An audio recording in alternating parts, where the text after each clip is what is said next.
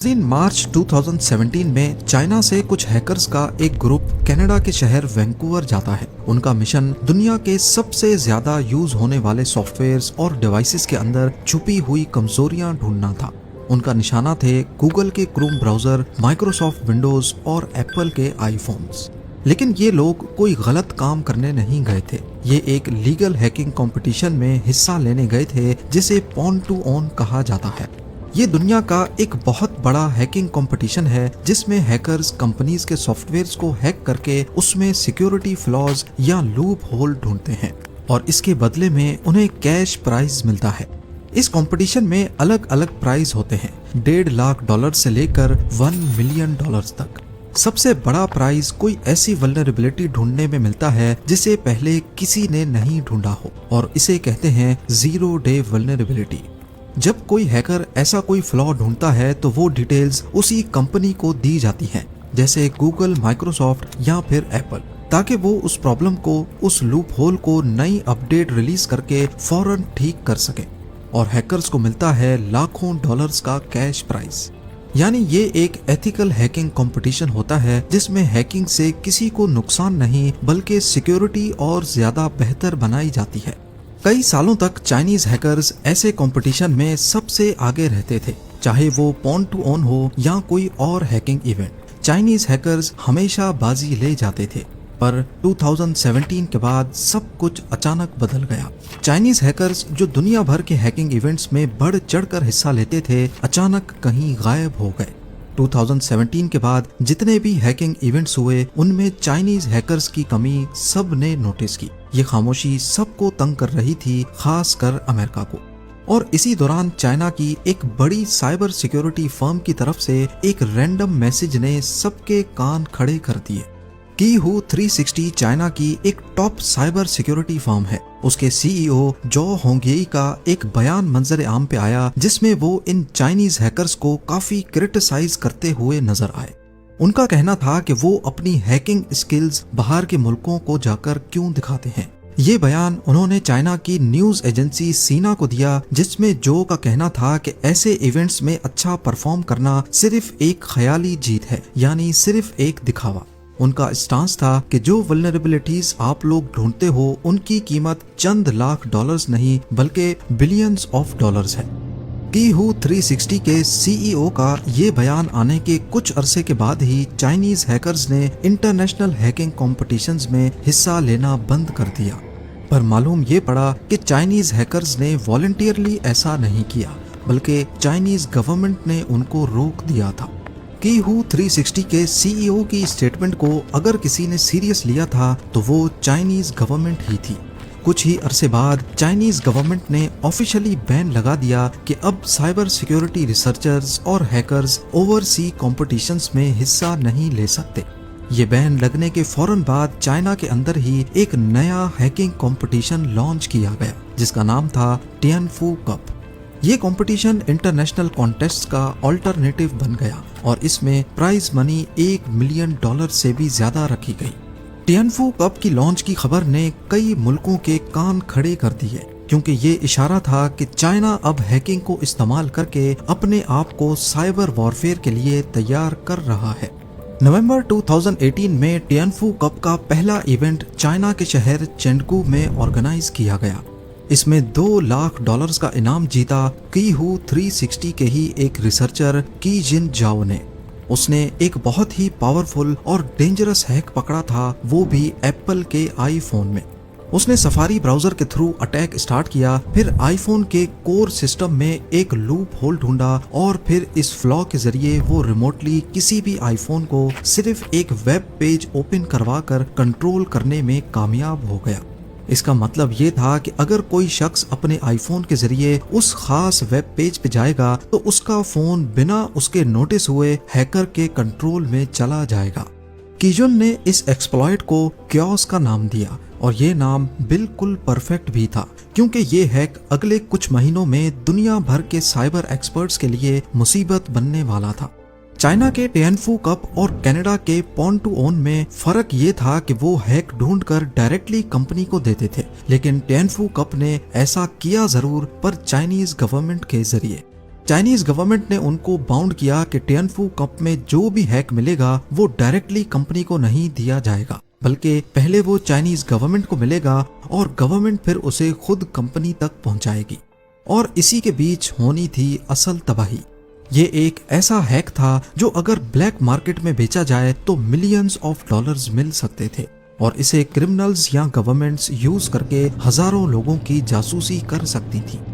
2 महीनों के बाद जनवरी 2019 में एप्पल ने एक अपडेट रिलीज किया जिसमें उस फ्लॉ को खामोशी से फिक्स कर दिया गया जो कीजुन ने ढूंढा था। लेकिन असली सरप्राइज तो अगस्त 2019 में आया, यानी 7 महीनों के बाद। गूगल ने एक रिसर्च पेपर पब्लिश किया जिसमें उन्होंने बताया कि आईफोन्स पे एक मास लेवल हैकिंग कैंपेन चल रही थी और लोगों के फोन्स बड़े स्केल पर हैक किए जा रहे थे। गूगल की इस रिसर्च ने 5 अलग अलग एक्सप्लॉइट चेन्स को आइडेंटिफाई किया और उन्हीं 5 में से एक था वही क्योस नामी एक्सप्लॉइट जो कीजुन ने टिएनफू कप में दिखाया था। यानी जिस एक्सप्लॉइट ने कीजुन को इनाम जितवाया वही एक्सप्लॉइट आईफोन की मास सर्विलेंस के लिए इस्तेमाल हो रहा था। गूगल के रिसर्चर्स ने अपनी रिपोर्ट में ये बताया कि जो हैकिंग अटैक्स उन्होंने रियल वर्ल्ड में पकड़े उनमें बहुत सी चीजें क्योस एक्सप्लॉइट से मिलती जुलती थी, पर गूगल ने ये नहीं बताया कि ये अटैक किसने किया था और हैक होने वाले लोग कौन थे। लेकिन बाद में पता चला कि विक्टिम्स वीगर के मुसलमान थे और अटैकर कोई और नहीं बल्कि चाइना की अपनी ही गवर्नमेंट थी। 2014 से चाइना ने वीगर मुस्लिम्स और दूसरी माइनॉरिटीज के खिलाफ बहुत ही सीरियस ह्यूमन राइट वायलेशंस किए हैं। ये सब कुछ चाइना की नॉर्थ वेस्टर्न प्रोविंस शीजांग में हो रहा है। यहाँ चाइना ने बिना किसी जुर्म के लाखों लोगों को कैंप्स में बंद किया हुआ था। वहाँ की औरतों को स्टरलाइज किया गया ताकि उनकी आबादी कम हो। कैंप्स के अंदर टॉर्चर और सेक्सुअल अब्यूज के केसेस भी रिपोर्ट हुए। वहाँ के हर फोन को मॉनिटर किया गया कि कहीं किसी के पास कोई रिलीजियस कंटेंट तो नहीं है। अगर किसी के पास कुछ निकल आए तो उसको कड़ी से कड़ी सजा दी जाती थी। चाइनीज ऑफिशियल्स का कहना है कि ये सब हम एक्सट्रीमिज्म से बचने के लिए कर रहे हैं, लेकिन अमेरिका और कई और मुल्कों ने इसे जेनोसाइड डिक्लेयर किया है। चाइना की ये हैकिंग कैंपेन सिर्फ वीगर के मुसलमानों तक महदूद नहीं थी, बल्कि जर्नलिस्ट, एक्टिविस्ट्स और वो लोग जो चाइनीज गवर्नमेंट की पॉलिसीज पे सवाल उठाते हैं उन सब को भी टारगेट किया गया।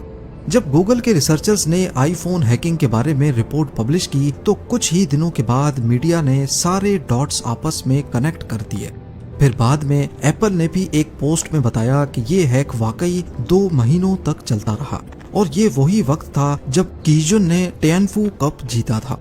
अमेरिकन एक्सपर्ट्स के सामने अब एक बात क्लियर थी कि चाइना ने कीहू 360 के सीईओ की बताई हुई स्ट्रेटेजी को फॉलो किया है, यानी चाइनीज हैकर्स को बाहर जाने से रोककर उनकी स्किल्स को चाइना में ही यूटिलाइज करो और फिर उस हैक को इस्तेमाल करके लोगों की सर्विलेंस करो। इस बात को प्रूफ करने के लिए यूएस सर्विलेंस एजेंसीज ने क्योस एक्सप्लॉइट का फुल टेक्निकल ब्रेकडाउन किया और वो एग्जैक्टली टिएनफू कप वाले हैक से मैच कर गया। बाद में गूगल की डीप इन्वेस्टिगेशन ने भी ये कंफर्म किया कि केओस और रियल वर्ल्ड अटैक दोनों स्ट्रक्चर में एक जैसे ही थे। पर मामला सिर्फ यही नहीं रुका। फरवरी 2024 में कोड शेयरिंग वेबसाइट गिटहब पे कुछ डाटा लीक हुआ। ये चाइना की आईसून नामी कंपनी का डाटा था जो एक आईटी सिक्योरिटी फर्म है। इस डाटा में कंपनी की ईमेल्स, चैट लॉग्स और स्पाईवेयर की डेवलपमेंट डिटेल्स थी। लीक होने वाले डाटा से पता चला कि ये कंपनी साइबर स्पाइंग टूल्स बनाती है और बाद में ये टूल्स चाइनीज गवर्नमेंट और पीपल्स लिबरेशन आर्मी को दिए जाते हैं। जो चैट्स लीक हुई उनमें Chinese ministry of public security और आईसून के दरमियान कॉन्ट्रैक्ट्स का जिक्र हुआ है। ये बात सामने आई कि आईसून हर हैक्ड ईमेल इनबॉक्स के लिए गवर्नमेंट से $10,000 से $75,000 चार्ज करती है। आज टिएनफू कप अपने 8वें साल में दाखिल हो चुका है और इसे स्पॉन्सर कर रहे हैं चाइना के सबसे बड़े टेक जायंट्स जैसे टॉपसेक, एलीबाबा, बेइडू और कीहू 360।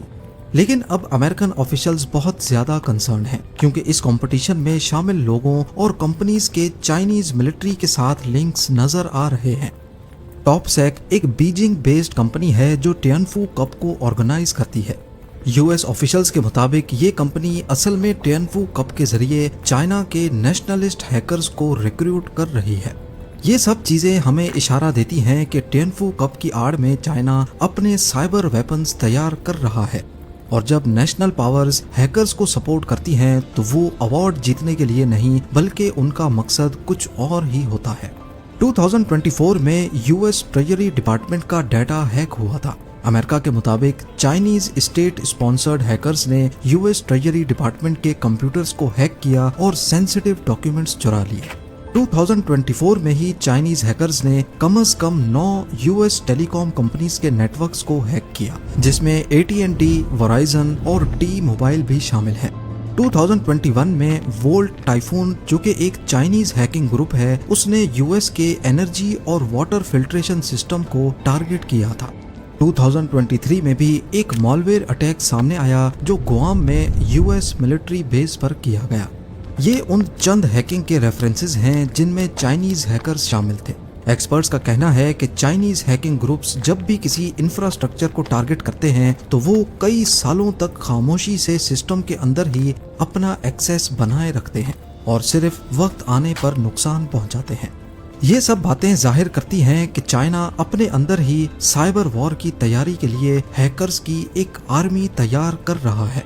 एक ऐसी जंग जिसमें मिसाइल नहीं, सिर्फ कोड ही पूरा मुल्क घुटनों पर ला सकता है, जहां एयर स्ट्राइक से ज्यादा नेटवर्क जैम्स नुकसान पहुंचाएंगे। रियल लाइफ एजेंट से ज्यादा खतरनाक फोन में मौजूद स्पाइंग टूल काम करता है, और जिसमें सिर्फ एक क्लिक पर स्टॉक मार्केट क्रैश आवाम में खौफ की लहर दौड़ा सकती है।